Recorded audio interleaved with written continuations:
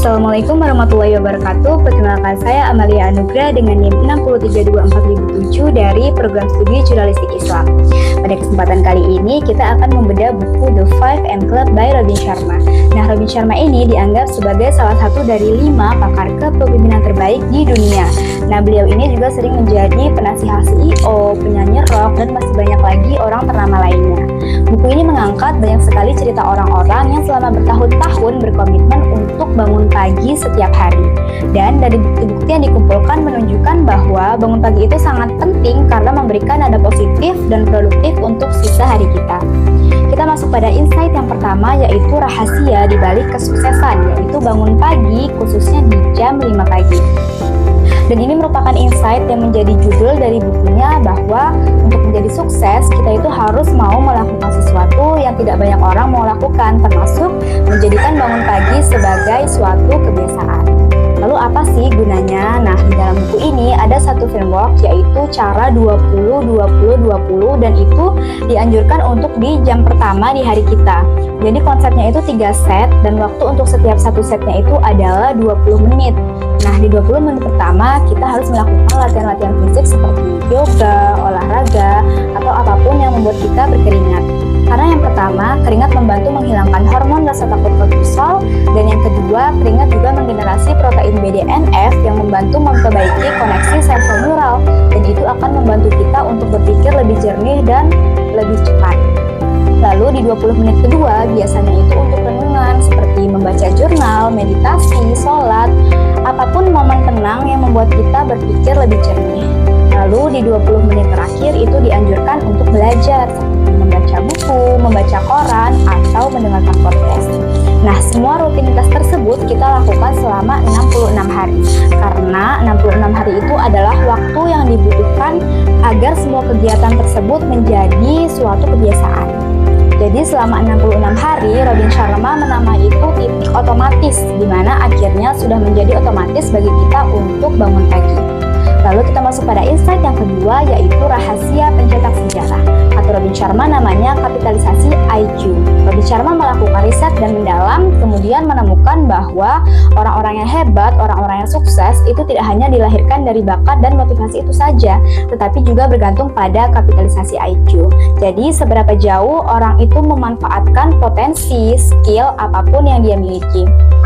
Para pencetak sejarah memberikan dedikasi dan komitmen untuk terus tumbuh, untuk terus mengasah skill tersebut.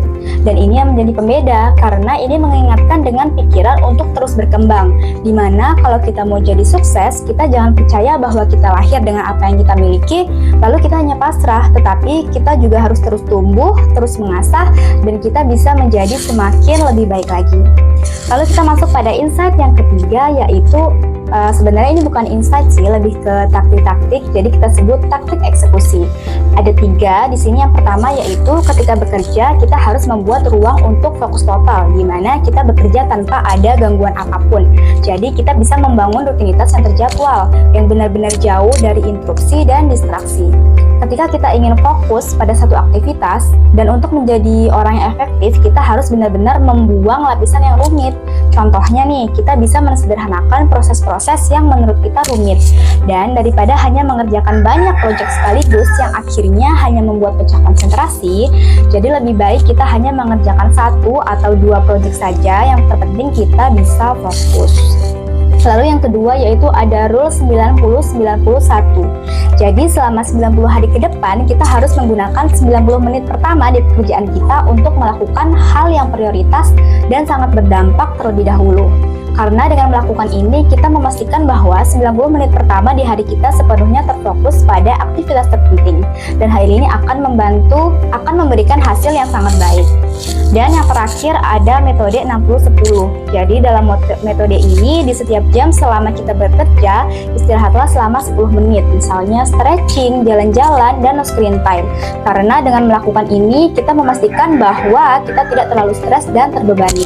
Dan justru kita bisa punya lebih banyak bahan bakar untuk melalui sisa hari. Jadi Gimana cara kita untuk menerapkan buku ini? Maksudnya tidak harus besok langsung bangun jam 5 pagi, tetapi kita bisa mulai dari langkah-langkah yang kecil. Misalnya, trik yang dikenalkan di dalam buku ini yaitu no screen time setelah jam 8 malam.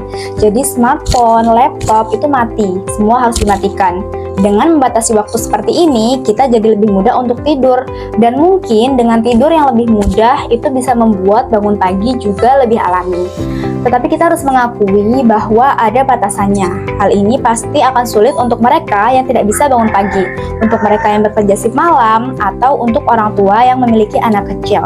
Intinya untuk mereka yang schedule tidurnya itu di luar kontrol mereka.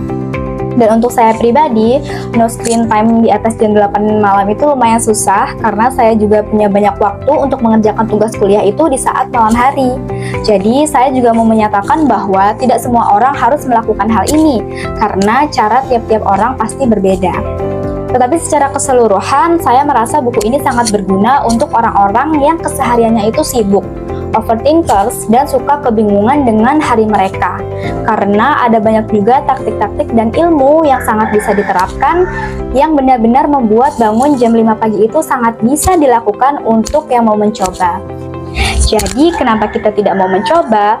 Karena bangun jam 5 pagi adalah waktu yang tepat untuk memulai hari. Sekian, wassalamualaikum warahmatullahi wabarakatuh.